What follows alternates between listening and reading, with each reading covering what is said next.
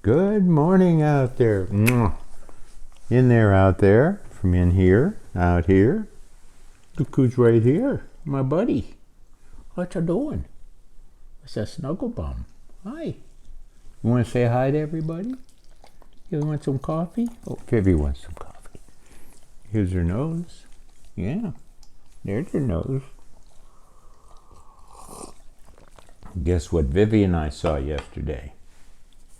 Here in the neighborhood, we saw a fox. They're beautiful.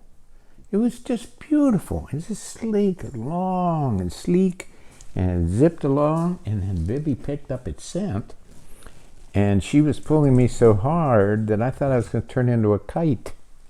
I thought it was just, yeah. You almost got me airborne, didn't you?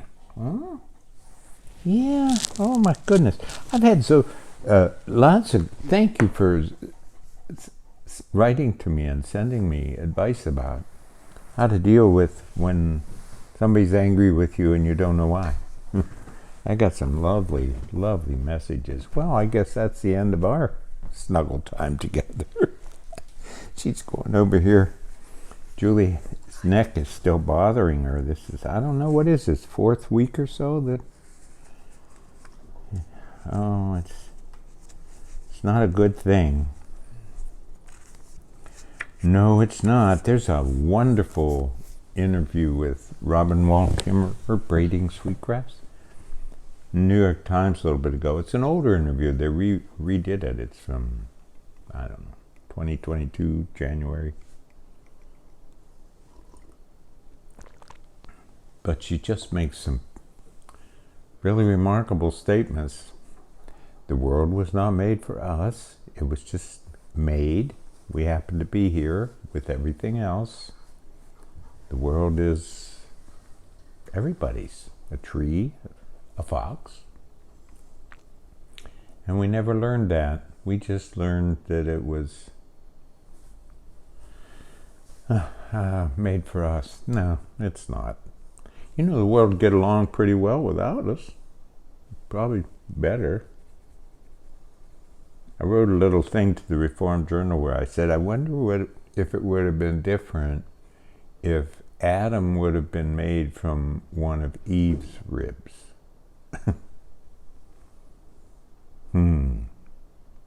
Loved Barbie. The whole patriarchal thing. And then there was another wonderful article in the New York Times. Nancy Stahl, thank you for sending me that.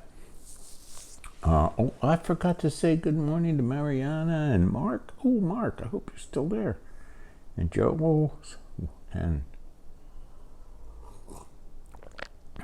oh boy. And welcome to The Sentimentalist. And that's the part of this story, is this woman. I didn't know this term cringe, which is the hip word for, you know, ooh, that's so cringe, or something like that, when it's something as sentimental, nostalgic.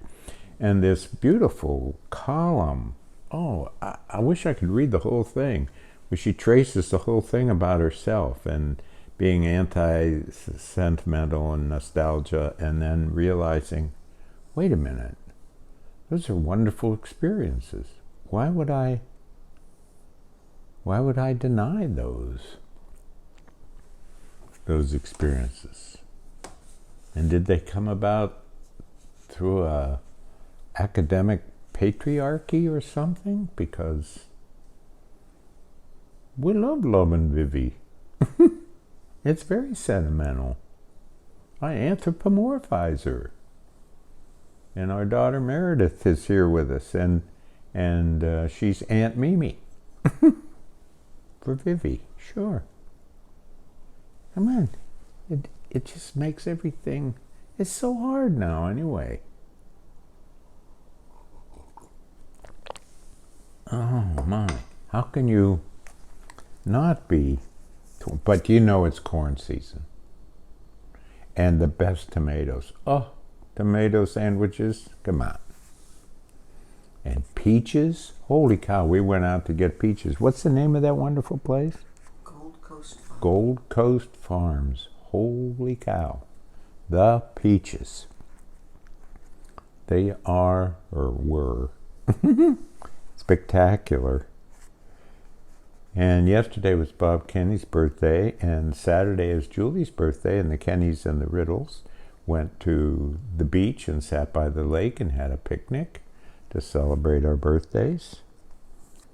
And I'm very worried about the present that I got for Julie. It's a risk. It's a risk. Yeah. So cringe came about.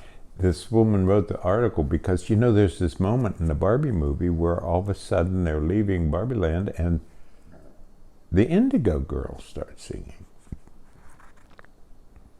And the Indigo Girls have been around now, you know, a long time, and they're 30 years or so, and they're still willing to write touching, moving songs. And as a lesbian couple, they've been just so caring and strong about it. And so at the end of this beautiful article, she celebrates nostalgia and sentimentality. We're going to win them. We're going to win them. And then we learned at the UCC church with a marvelous homily by Ginny Makita in her first homily as an ordained interfaith minister. And Ginny told the story of the loaves and the fishes, and she started by talking about, you know, Parker Palmer? I hope so. And Parker Palmer was on an airplane one time, and it was on the tarmac for almost 3 hours, and they've got to legislate against that because that's way too hard for people. And they didn't have enough food to feed everybody, so the flight attendant just so lovingly said, I'm going to pass this basket around, and if you have anything in your bag or anything that you can spare, put it in the basket, and if you need something to munch on, take something out of the basket. And you know, every single person on that filled plane was fed. And isn't that beautiful? And then she segued that into the feeding of the 5,000, and I love this.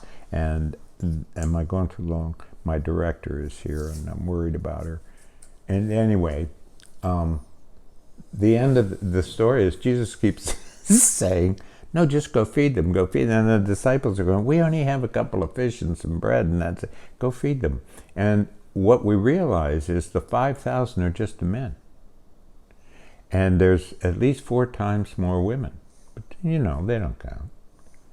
And what Jesus recognizes, anti-patriarchy, that's Jesus for you. He realizes that all the women have brought food. And the end of her homily is that we make the miracle. All the time, everything. You either say hi to somebody or you don't. Or you're kind or you're not. I mean, that's all a miracle. But the women had brought the food. And so they could feed the 5,000 plus. We're responsible for the miracles. She thought about it as despiritualizing, detranscending the miracle to bring it back to, it's all inexplicable. There's Bibi over there, sweet. She's a miracle. And then Robin Wall Kimmerer talks about, oh my, I love this. Humility in the West means, you know, not being proud. Oh boy. So it's like a positive, good thing when it just should be a given. And meek and mild and that kind of thing. But in Native American language, humility means, and this segues into something else that I just love, humility means we're all in this together. There's no separation. Where everything is related. And that may take me back to last week where I said, you know, individualism is an illusion. Please convict him. Individualism is an illusion. I'm in community all the time. This mug, Julie painted it. It's Vivi's face. Someone made it. I'm in communion. There's coffee in it. That was made, grown, harvested. On and on we go. I'm in a huge community. There's no individualism. It's impossible. And isn't that lovely? I mean, that just makes it all... have to have a sip after that, right? Oh boy, let's see what else is in here. Todd Davis is the poem on today's Rattle site. Oh my goodness, what a dear friend, Todd Davis, and what a... talk about a miracle. That's it. There's a poet who creates miracles right there. And I saw the fox, and there we go, and I think, go see Barbie. Go see Barbie. Oh, affluence doesn't mean having a lot of dough. It means flow. The derivative is to flow forward, to move, to flow into. Isn't that lovely, huh? And that one little anecdote. So Meredith now is an elementary art teacher, and she's just having the best time. Can you imagine decorating the art room for elementary kids? It's so fun. And one of her dear friends when she was 5 years old was Amanda Tommy, the daughter of a colleague of mine at the college, the theater department, and his wife, that's John Tommy, and his wife Marilyn. And they hadn't seen each other forever, and Meredith walked in to work on her room and peeked in, saw there was a teacher in another room, and looked in. It was Amanda. And there they were back together. And Amanda was just so thrilled to see. Meredith is the new teacher. We heard there was a new teacher coming, and it's Meredith. So they're together. Well. With that, we have this wonderful, cool August going, even though that's probably not a wonderful thing, as Meredith said yesterday. It's a wonderful thing that's not so wonderful. What a time, huh? So I thought, well, that would be fun to close today with a poem called Keeping the Windows Open, which I wrote for my former dean, Jack Nineheis, for a Festschrift that they did in his honor. And it's called Jack, because his name's Jack Nineheis. And this was for Jack. Keeping the windows open. When the television's blue haze sends you the distraction of America, the holy sound of the wind chime will find its way. Window, back porch, candle, desk drawer.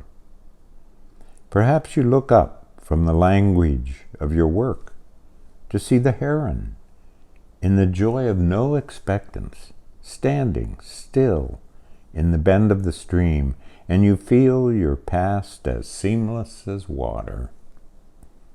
The great bird may then lift and carry its feathered cross deep into the eye's horizon, its body as still as when it stood, its wings bringing their certainty of rhythm into the air.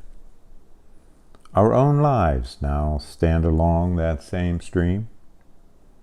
Behind them, the mute stars and our whispers.